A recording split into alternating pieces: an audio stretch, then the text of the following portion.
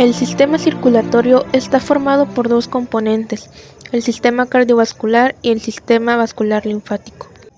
El sistema cardiovascular está constituido por el corazón y los vasos sanguíneos, y estos vasos sanguíneos están formados por las arterias, los capilares y las venas. Pero antes de hablar de cada uno, primero hablaremos sobre la estructura general de los vasos sanguíneos. Las paredes de un vaso sanguíneo se forman por tres capas de tejido.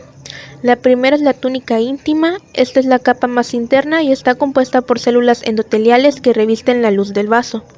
La segunda es la túnica media, esta es la capa intermedia y también es la capa más gruesa del vaso, la cual se compone por células musculares lisas. Y la tercera es la túnica adventicia. Esta es la capa más externa y está compuesta por tejido conjuntivo. Los vasa vasorum son pequeñas arterias que penetran y nutren a la túnica media y adventicia. En cuanto a la inervación, una red de nervios vasomotores del componente simpático del sistema nervioso autónomo inervan las células musculares lisas de los vasos sanguíneos, siendo estos nervios los responsables de la vasoconstricción. Teniendo ahora el contexto de la estructura general de los vasos sanguíneos, pasaremos a hablar sobre la estructura de las arterias, las cuales se clasifican en tres tipos: elásticas, musculares y arteriolas. Comenzaremos con las arterias elásticas.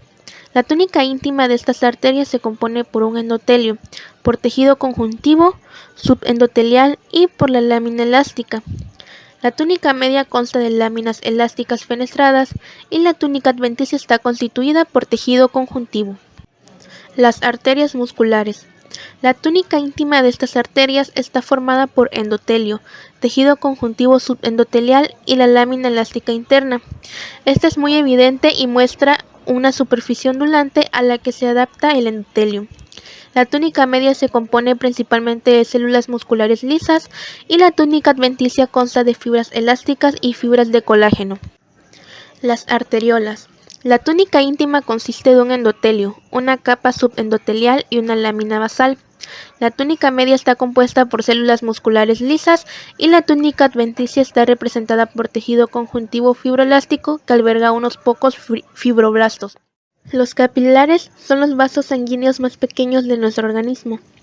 Estos están formados por una sola capa de células endoteliales y estas células están rodeadas por una lámina basal secretada por las mismas células endoteliales. Los pericitos se encuentran situados a lo largo de la parte exterior de los capilares y vénulas, rodeándolas y compartiendo la lámina basal de las células endoteliales. Los pericitos pueden madurar a células endoteliales y musculares lisas, lo cual explica su localización funcional alrededor de los pequeños vasos. Los capilares se clasifican en continuos, fenestrados y sinusoidales. Los capilares continuos, también conocidos como capilares somáticos, son en los que el endotelio forma una capa delgada ininterrumpida alrededor de toda la circunferencia del capilar. La unión entre las células endoteliales se le conoce como uniones intercelulares herméticas o fascias oclusivas que impiden el paso de muchas moléculas. Están presentes en los tejidos muscular, nervioso y conjuntivo, así como en los pulmones y en las glándulas exocrinas. Los capilares fenestrados, también conocidos como capilares viscerales, tienen poros, fenestraciones o perforaciones en sus paredes y están cubiertos por un diafragma poroso muy delgado. Estos se encuentran en el páncreas, los intestinos, los riñones y las glándulas endocrinas. Los capilares sinusoidales, también conocidos como capilares discontinuos, contienen muchas perforaciones grandes, es decir, los endotelios no están totalmente sellados, lo que permite el intercambio entre la sangre y los tejidos. Estos se encuentran en la médula ósea, el hígado, el vaso, los órganos linfoides y algunas glándulas endocrinas. Las anastomosis arteriovenosas, también llamadas derivaciones o comunicaciones arteriovenosas, son conexiones vasculares directas entre arteriolas y vénulas que evitan el lecho capilar. Cuando las anastomosis arteriovenosas están cerradas, la sangre pasa a través del lecho capilar. Cuando las anastomosis se abren, una gran cantidad de sangre evita el lecho capilar y circula a través de la anastomosis. Estas derivaciones arteriovenosas son útiles en la termorregulación y abundan en la piel.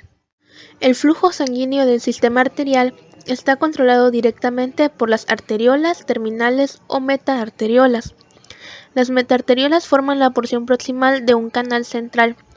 pasan a través de los lechos capilares para llevar la sangre desde las arteriolas a las vénulas.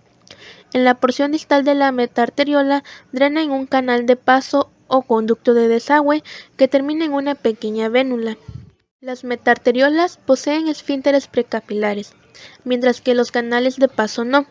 Si los esfínteres precapilares están abiertos, la sangre de las metaarteriolas pasa al lecho capilar. Si los esfínteres no están abiertos, la sangre sortea el lecho capilar y va directamente desde la metaarteriola al canal de paso o de desagüe.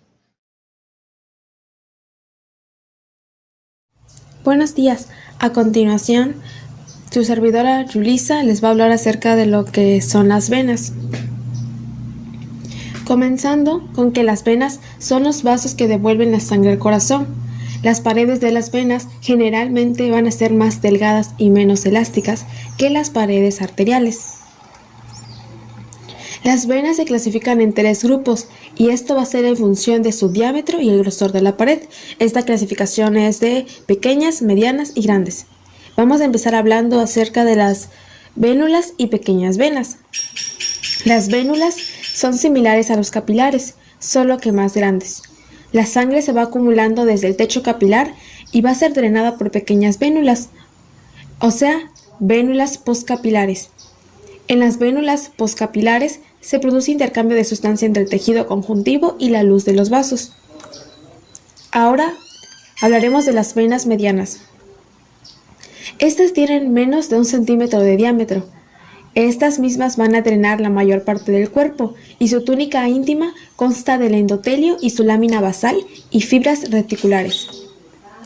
Por último hablaremos de la última clasificación, la cual es venas grandes. Estas devuelven directamente al corazón la sangre venosa que proviene de las extremidades, como sería la cabeza, el hígado y la pared del cuerpo, y lo constituyen la vena cava y las venas pulmonares, porta, renales, yugulares, internas, ilíacas y ácigos. Otro tema que vamos a tocar es acerca de las válvulas de las venas. Como podemos ver en la primera imagen es una que está abierta y en la segunda es una que está cerrada. Comenzando con que una válvula venosa se va a componer de 2 valvas. Cada una tiene un delgado pliegue de la íntima que sobresale de la pared de la luz. Muchas venas de tamaño mediano tienen válvulas que evitan el flujo de sangre y suelen ser abundantes en las venas de las piernas y actúan contra la fuerza de la gravedad. Por último, de mi parte, vamos a hablar acerca de una correlación clínica, la cual serían las venas variciosas. Estas son venas normalmente dilatadas y tortuosas, que suelen afectar a las venas de las piernas de las personas mayores, y se produce por la pérdida del tono muscular, la degeneración de las paredes de los vasos y por incompetencia valvular. Ahí en la imagen podemos ver una pierna con venas variciosas, también podemos ver una vena normal y abajo una vena variciosa, la cual pues la vena normal pues carga su válvula cerrada y la vena variciosa carga una válvula abierta.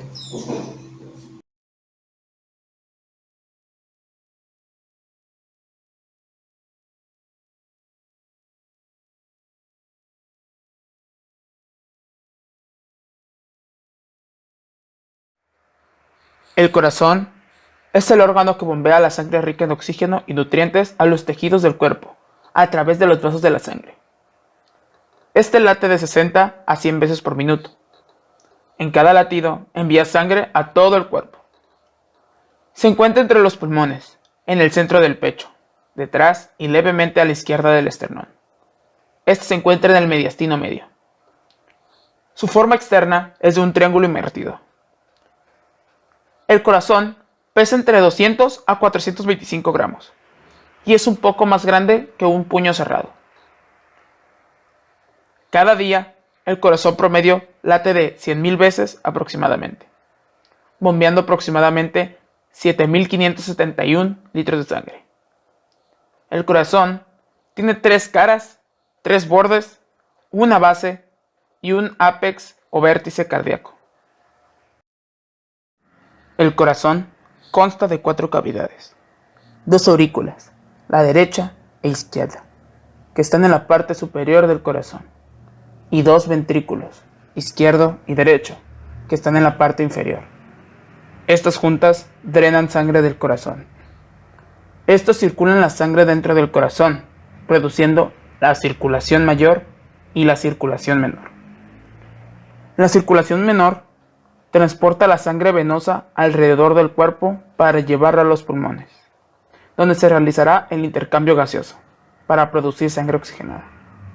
De la vena cava a la aurícula derecha, mediante la válvula tricúspide al ventrículo derecho. De ahí, por la válvula pulmonar a la arteria pulmonar, que ésta lleva la sangre a los pulmones.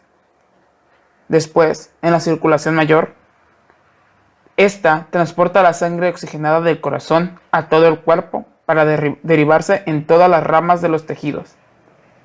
Esta regresa de los pulmones por las venas pulmonares. Después llega a la aurícula izquierda, donde por la válvula mitral pasa al ventrículo izquierdo, donde en la contracción ventricular bombea la sangre por la válvula aórtica, que a la aorta, y esta la deriva al resto del cuerpo.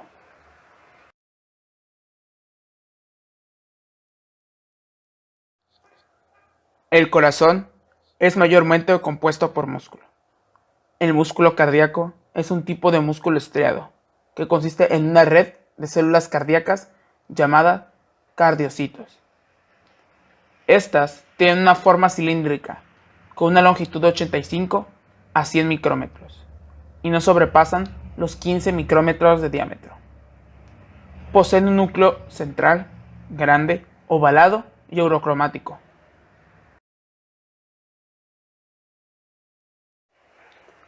Las válvulas son estructuras que permiten el paso de la sangre únicamente en un sentido, de forma que se abre para dejar el paso de la sangre a través, y esta se cierra para no dejar que la sangre retroceda en su recorrido.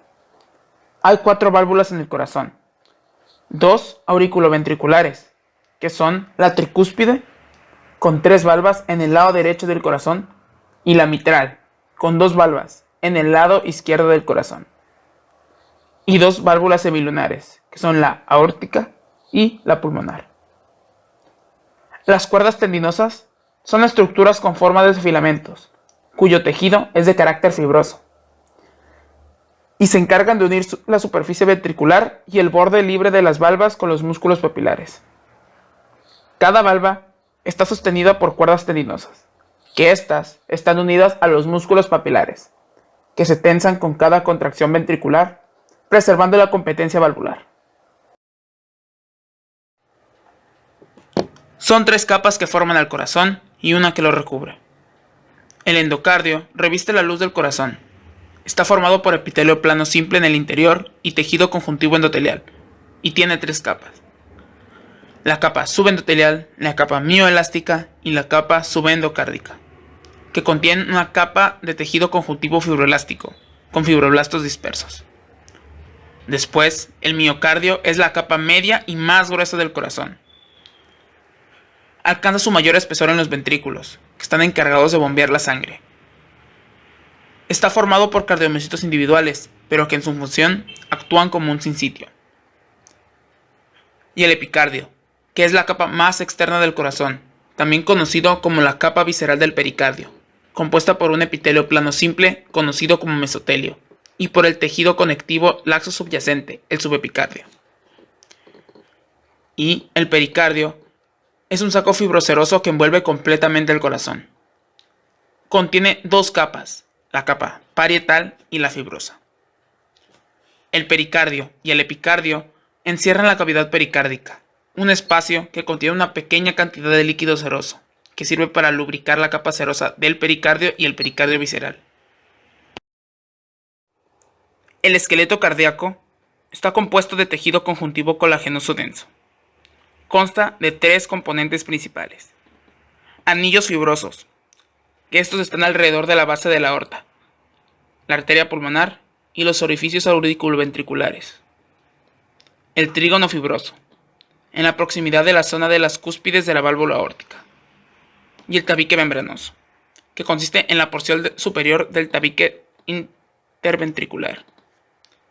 Además de proporcionar el marco estructural del corazón y los sitios de fijación del músculo cardíaco, el esqueleto proporciona una discontinuidad entre los miocardios de las aurículas y los ventrículos, lo que garantiza un latido rítmico y cíclico del corazón.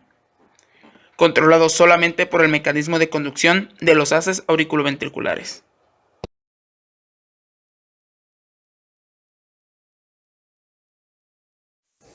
Bueno, ahora voy a hablar acerca de las generalidades acerca del sistema vascular linfático. Este sistema es unidireccional, va desde la periferia del cuerpo hacia el corazón. Se compone básicamente de una serie de vasos que eliminan el exceso de líquido extracelular desde los espacios tisulares extracelulares y lo devuelven al sistema cardiovascular.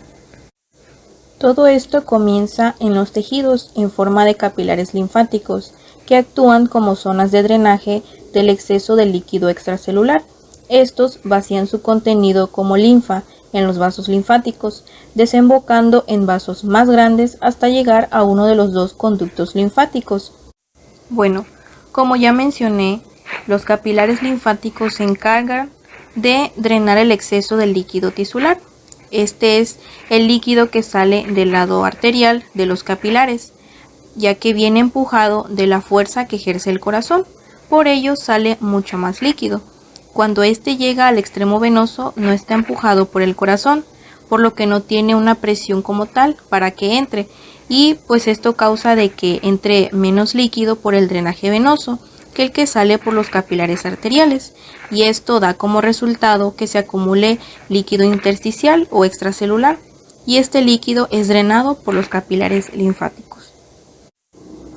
Desde que el líquido extracelular está dentro de los vasos linfáticos, pasa a ser llamado linfa. Todos estos vasos se van canalizando, llegando a ser vasos más grandes hasta que llegan a los vasos linfáticos principales, que es el conducto torácico y el conducto linfático derecho. Estos drenan la linfa en la sangre en el sistema venoso, cerca de la formación de la vena cava superior. El conducto linfático derecho vacía su contenido en el sistema venoso en la unión de las venas yugular interna derecha y la vena subclavia derecha. Este se encarga de recoger la linfa del cuadrante superior derecho del cuerpo, y el conducto torácico vacía su contenido en la unión de las venas yugular izquierda interna y... Bueno, ahora vamos a hablar acerca de los capilares linfáticos. Estos comienzan en extremos ciegos. Van a estar formados por una capa de células endoteliales, donde los extremos de una se sobreponen a los extremos de otra. No presentan uniones celulares, sino que son abiertas, ya que permiten la libre entrada del líquido tisular. Estos poseen una lámina basal discontinua y poseen estos filamentos llamados filamentos linfáticos de anclaje, los cuales sujetan las células endoteliales al tejido conectivo subyacente. La luz de los capilares es irregular y es amplia, como podemos ver en la imagen de la izquierda. Los capilares linfáticos pequeños tienen una diferencia de los vasos grandes, y es que estos presentan válvulas, permitiendo que el flujo de la linfa se dirija a un solo lado, lo que había comentado anteriormente de que este sistema es unidireccional. Cuando el líquido quiere regresar, pues estas válvulas lo que hacen es cerrarse. A la derecha podemos ver una imagen de la luz de un vaso linfático y podemos ver la presencia de estas válvulas. Las capas de los vasos linfáticos son muy delgadas, tanto que a veces, y aquí podemos apreciar en la imagen los tres tipos de vasos, la luz de una arteria, de una vena y de dos vasos linfáticos. Podemos notar la diferencia entre las irregularidades que tienen la luz de todos ellos, al igual de que podemos comparar las capas de estos tres tipos de vasos, lo que comentaba acerca de que muchas veces las capas de los vasos linfáticos a veces son muy discontinuas y sobre todo no se pueden apreciar, no se puede ver una delimitación exacta de esta. Bueno, ahora hablemos acerca de los ganglios linfáticos. Estos se encuentran mayormente en las regiones inguinal, mesentérica, en la cadena prevertebral, en las axilas, en la región del cuello e incluso en la clavícula. Estos sirven de filtro para que las macromoléculas extrañas y microorganismos que pueden entrar a los capilares linfáticos no lleguen al sistema vascular sanguíneo. Los ganglios linfáticos son estructuras muy pequeñas, parecidas a las de un riñón, y tiene diversas funciones. Una de sus principales funciones será filtrar la linfa, producir linfocitos, producir anticuerpos y agregar linfocitos a la linfa. Los ganglios linfáticos tienen una zona convexa y otra zona cóncava. Su zona cóncava la podemos ver señalada en la imagen de la derecha, donde se muestran los vasos linfáticos eferentes, y su zona más convexa la encontramos en donde se ubican las trabéculas y los vasos linfáticos aferentes. Al igual que en la zona cóncava se encuentra el ilio. Este es el lugar por donde entran y salen los vasos sanguíneos que se encargan de irrigar al ganglio linfático. Bueno, y como ya había mencionado, los ganglios linfáticos, otra característica de ellos es que es el único órgano linfático que tiene vasos linfáticos eferentes y aferentes. Los vasos linfáticos aferentes son aquellos que llevan los fluidos no filtrados al ganglio linfático para que sean filtrados, y los vasos linfáticos eferentes son aquellos vasos que llevan los fluidos ya limpios lejos del ganglio linfático hasta el sistema cardiovascular, en donde ayudan a formar el plasma de la sangre. Otra característica de ellos es que los vasos linfáticos eferentes y aferentes poseen válvulas. Los aferentes se encuentran en la parte convexa del ganglio y los eferentes se encuentran exclusivamente en el ilio. Estos poseen tejido conectivo denso y regular, tienen tabiques o trabéculas en su interior, dividiéndolo de forma incompleta. Las trabéculas se continúan con el tejido conectivo reticular, que forma parte del estroma. El estroma está formado por la cápsula, las trabéculas y la red de tejido reticular. El parénquima del ganglio está separado en dos regiones, una región periférica y una región central. En su región periférica encontramos a la corteza, donde en esta habrá presencia de nódulos linfáticos, y en la región central tendremos a la médula, que es tejido linfático en cordones irregulares anastomóticos. Y entre estas dos encontramos a la paracorteza o zona timodependiente. Timodependiente se refiere, o es más bien, a que atrae a los linfocitos T, y esta sabemos que los linfocitos T salen del timo o se producen en el timo. Como ya había mencionado antes, la función principal del ganglio es filtrar linfa.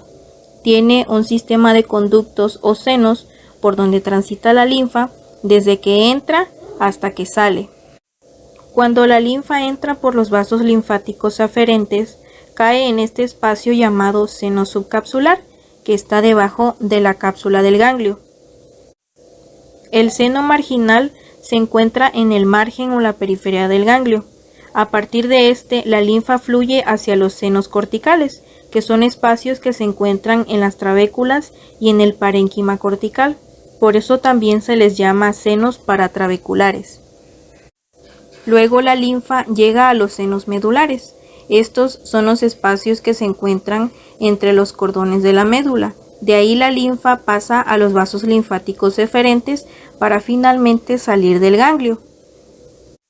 En todo el trayecto de la linfa que atraviesa por el ganglio obtiene linfocitos T y anticuerpos. En el proceso de filtración se eliminan bacterias, hongos y microorganismos dañinos. Y en estas imágenes podemos apreciar con más detalle los componentes anatómicos que conforman al ganglio linfático. Encontramos desde lo más superficial a su cápsula. Inferior a esta tenemos el seno subcapsular o seno marginal. Después encontramos a las trabéculas, que recordemos son aquellas divisiones que pueden separar al ganglio, pero de una forma incompleta. Más internamente tenemos a la médula y de igual forma el seno medular. Tenemos también los vasos linfáticos aferentes, por donde va a ingresar la linfa al ganglio, y finalmente los vasos linfáticos eferentes, por donde va a salir la linfa. También hay unas pequeñas estructuras circulares en toda la corteza o la periferia del ganglio, que son los folículos linfoides. Y un poco más internamente tenemos a su centro germinativo. En esta otra imagen histológica podemos ver todos los componentes de los ganglios linfáticos. Tenemos al hilio, el nódulo linfático secundario, el cordón medular, su corteza, la médula, la cápsula, el seno marginal, la trabécula, la paracorteza, el seno medular, el seno capsular, el nódulo o folículo primario y el tejido linfoide internodal. Y bueno, aquí tenemos otras dos imágenes en donde podemos apreciar con más detalle todos los componentes de los que ya hemos estado hablando. Podemos ver la cápsula, los senos y la médula del ganglio. En el número 1 encontramos a la corteza, ¿sí? En el número 2 está el seno subcapsular. Donde se refiere al número 3 tenemos a la trabécula, que esta es la que divide a los nódulos linfáticos. Luego tenemos el seno trabecular y después tenemos el centro germinativo en el número 5. En el número 6 tenemos a la médula y el número 7 el seno medular. Y como componentes extras, en lo más superior de lo que es el ganglio, en el número 8 encontramos a un vaso linfático y en el número 9 también podemos ver un vaso sanguíneo. Y finalmente en esta última imagen vemos aún con más detalle los componentes de los nódulos, que podemos apreciar la cápsula, el seno subcapsular, y en el aumento que se muestra ahí vemos a la trabécula y células. Las células con mayor tinción o más oscuras son los linfocitos y las células más pálidas son células reticulares.